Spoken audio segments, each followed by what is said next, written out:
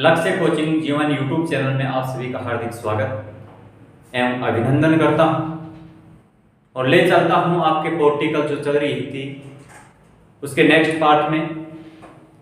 साथियों, जो पिछला वीडियो था उस वीडियो के अंतर्गत हमने जाना था कि मई 1946 के अंदर एक रिपोर्ट प्रकाशित की जाती है। उस रिपोर्ट के मुख्य बिंदुओं के बारे में हमने चर्चा की थी।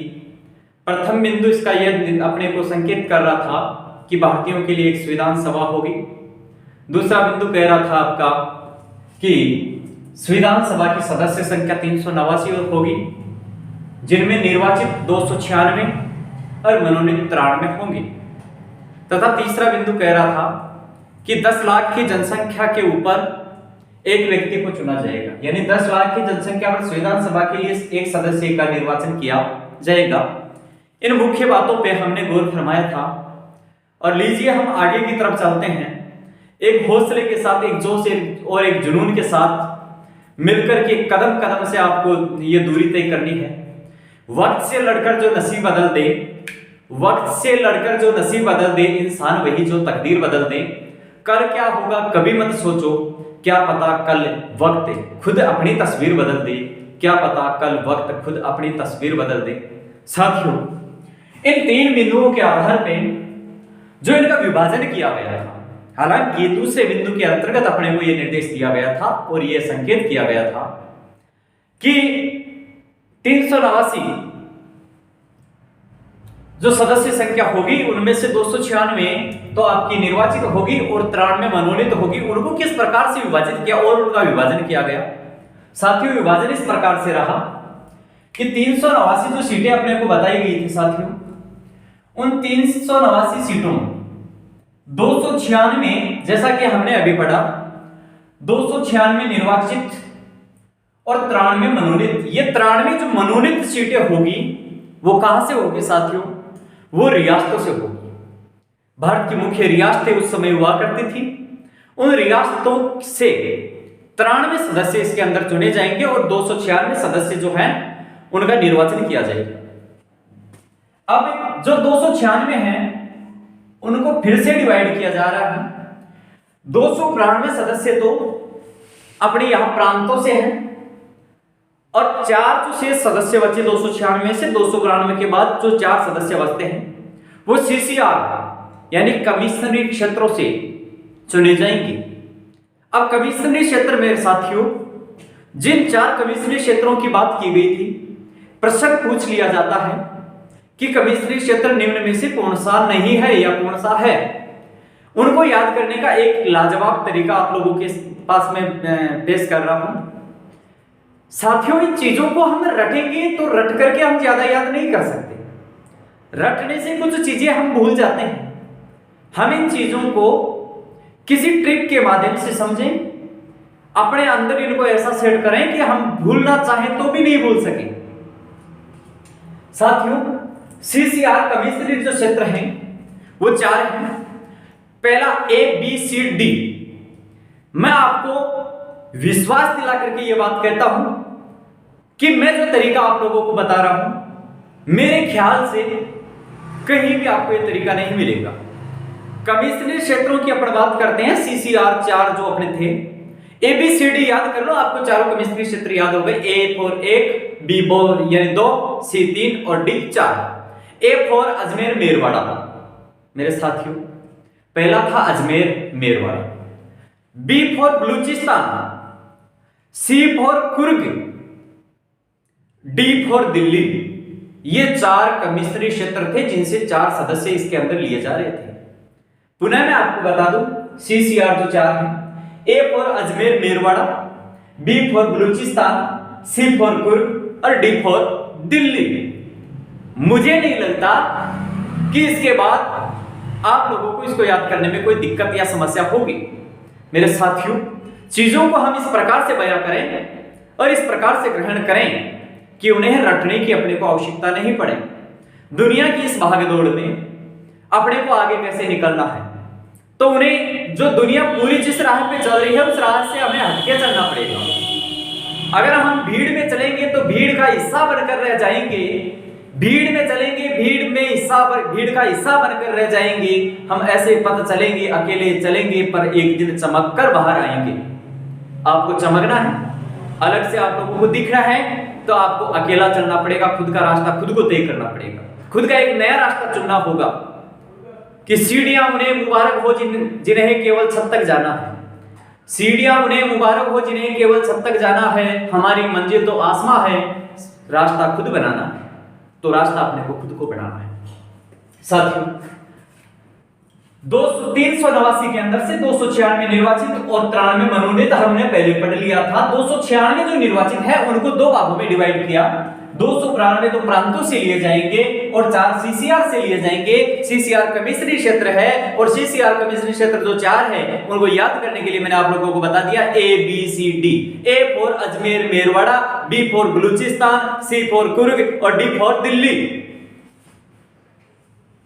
मान के चलिए आपके भविष्य की इस दौड़ में आपके बहुत काम में आने वाली चीजें हैं, विश्वास रखिएगा।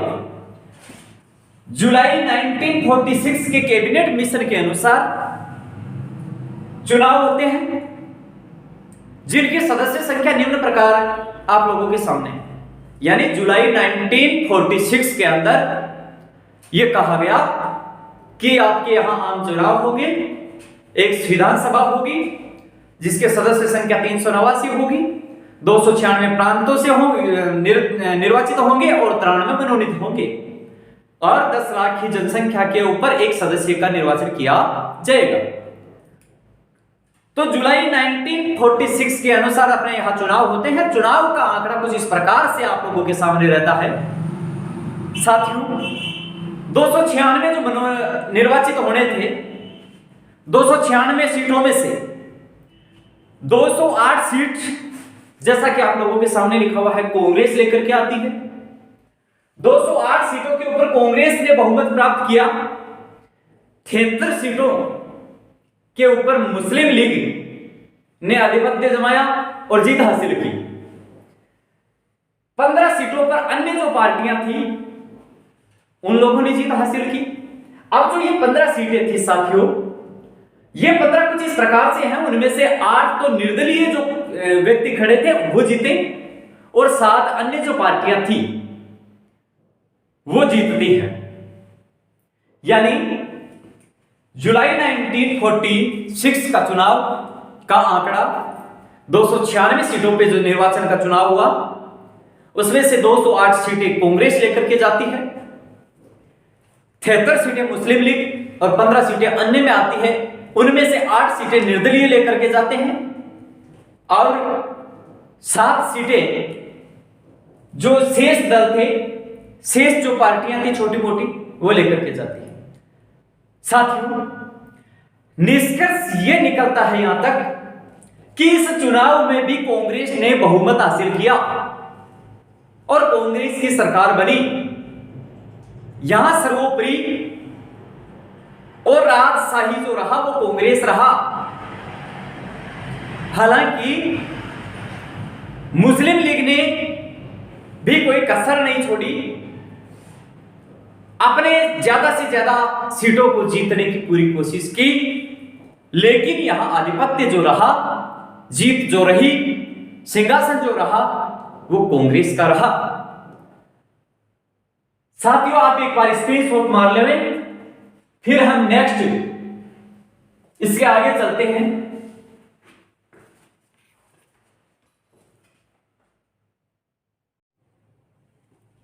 हाँ, तो जैसा कि हमने देखा साथियों,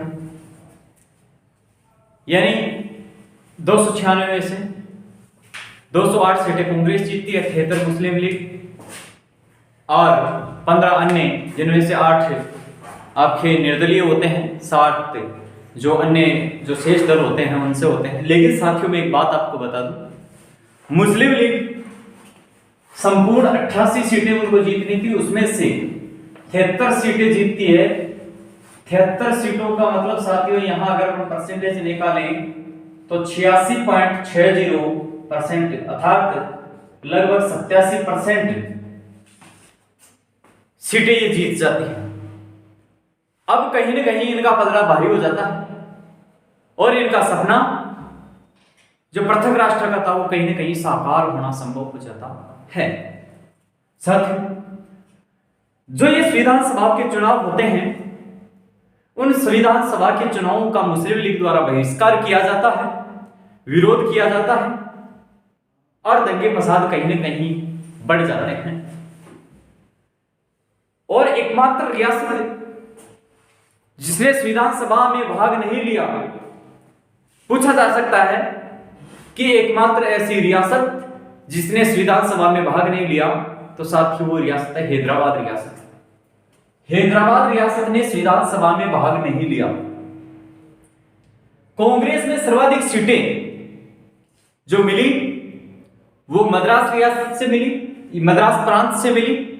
साथियों, होने को कहानी बहुत लंबी चौड़ी हो सकती है, लेकिन मैं वो सारी चीजें एक समूह में बांधकर आप लोगों के सामने बयां कर रहा हूं, जो चीजें कहीं ना कहीं अपने लिए बहुत ज्यादा महत्व रखती है, जिन चीजों से प्रश्न बन सकते हैं और बनते हैं, वो सारी चीजें मैंने आप लोगों के सामने पेश की है।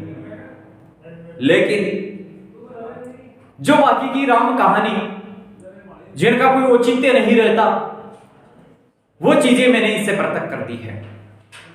नोट्स के रूप में आप लोगों के सामने पूरा मैंने पेश किया है कि मुस्लिम लीग ने संविधान सभा के चुनावों का बहिष्कार किया और हैदराबाद एकमात्र ऐसी रियासत थी जिसने संविधान सभा में भाग नहीं लिया।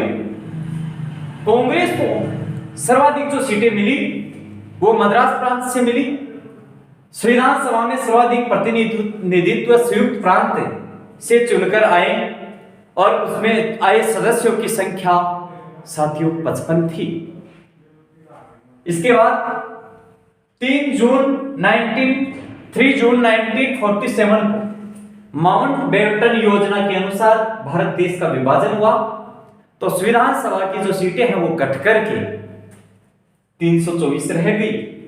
साथियों, माउंटबेटन योजना क्या है? जब ये चुनाव हो जाते हैं तो किए गए वादे के मुताबिक जो अंग्रेज, जो ब्रिटिश थे, वो भारत छोड़कर चले जाते हैं और भारत का नया वायसराय के रूप में माउंटबेटन को चुना जाता है।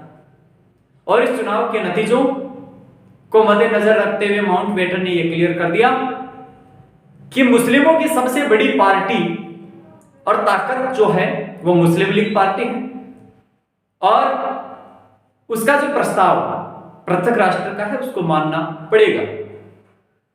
तो 3 जून 1947 को माउंटबेटन योजना के अनुसार भारत और पाकिस्तान दो राष्ट्र अलग अलग बन जाते हैं, अपने भारत का विभाजन हो जाता है, जिसमें जो सदस्य संख्या थी वो अपनी 396 से घटकर के 324 रह जाती है। साथियों, संख्या अपनी यहां घट गई। इसके उपरांत संविधान सभा में अगर आप यहां राजस्थान से पढ़ रहे हो तो बहुत जरूरी है आपके लिए कि संविधान सभा में राजस्थान से जो भाग लिया, जितने व्यक्तियों ने भाग लिया, जितने सदस्यों ने भाग लिया, उनकी संख्या 12 रही। साथियों, मैं पृथक इसको थोड़ा सा विभाजित करके आपको बता देता हूं, जिसमें 11 तो आपके रियासतों से थे और एक आपका CCR कमिश्नरी क्षेत्र से था। साथियों, मैं आपको यह भी बता दूं, कमिश्नरी क्षेत्र से जो था वो आपके अजमेर मेरवाड़ा से, अजमेर मेरवाड़ा से, और जो राजस्थान के अजमेर मेरवाड़ा से CCR से भाग लेने वाला व्यक्ति था वो मुकुट बिहारी लाल बाघरवे था। मुकुट बिहारी लाल बाघरवे। साथियों, राजस्थान से अगर आप हैं तो आपके लिए बहुत जरूरी ये टॉपिक है कि 11 रियासतों से थे, 12 सदस्य जो राजस्थान से भाग लेते हैं, उनमें 11 रियासतों से एक CCR से यानी केमिस्ट्री क्षेत्र से, और वो अजमेर मेरवाड़ा से श्रीमान मुकुट बिहारी लाल बाघेलू जी भाग लेते हैं। साथ ही संविधान सभा में महिलाओं की संख्या 19 और 12, जो आपको याद रखनी है, कई बुकों में 15 और 12 देखने को मिलती है, लेकिन याद रखना है आपको कि 19 और 12। प्रथम बैठक में महिलाओं की जो संख्या थी वो 19 तथा अंतिम बैठक में महिलाओं की संख्या जो थी वो 12 थी। साथियों, संविधान सभा की प्रथम बैठक 9 दिसंबर 1946 को दिल्ली में संस्कृत विद्यालय के अंदर हुई। प्रश्न बनता है कि संविधान सभा की प्रथम बैठक कब हुई? तो 9 दिसंबर 1946 को। कहां हुई? तो दिल्ली के संस्कृत विद्यालय के अंदर संविधान सभा की प्रथम बैठक हुई। इस बैठक का भी मुस्लिम लीग ने जी तौर जोरदार से बहिष्कार किया, लेकिन नतीजा यह रहा, इस बैठक में वरिष्ठता के आधार पर आयु देखी गई, वरिष्ठ व्यक्ति को देखा गया, और सब चीजों को, सब पैमानों को मद्देनजर रखते हुए सबकी सहमति से संविधान सभा का प्रथम अस्थायी, इस शब्द को आप ध्यान रखें, अस्थायी अध्यक्ष के रूप में डॉक्टर सचिदानंद सिन्हा को बनाया गया, जो श्रीमान जी बिहार से थे, जो श्रीमान जी बिहार से थे। पूछा जा सकता है संविधान सभा की प्रथम बैठक का अस्थायी अध्यक्ष किसे चुना गया? तो डॉक्टर सचिदानंद सिन्हा जो बिहार से थे, उनको अस्थायी अध्यक्ष सर्वसहमति से चुन लिया गया। डॉक्टर सचिदानंद सिन्हा के नाम का प्रस्ताव जेबी कृपलानी। साथियों, डॉक्टर सचिदानंद सिन्हा को अस्थायी अध्यक्ष चुनने का जो प्रस्ताव है वो जेबी कृपलानी के द्वारा संविधान सभा में लाया गया। इसके बाद संविधान सभा की जो दूसरी बैठक होती है, वो दूसरी बैठक साथियों, संविधान सभा की दूसरी बैठक जो है वो 11 दिसंबर 1946 को और तीसरी बैठक 13 दिसंबर 1946 को होती है, जिनकी इसके उपरांत हम चर्चा करते हैं। साथियों, मैं उम्मीद करता हूं आपको समझ में आ रहा हो। हंसते रहिए, मुस्कुराते रहिए, समझते रहिए, कोई चीजें ऐसी नहीं है जिसको हम समझ नहीं पाएंगे।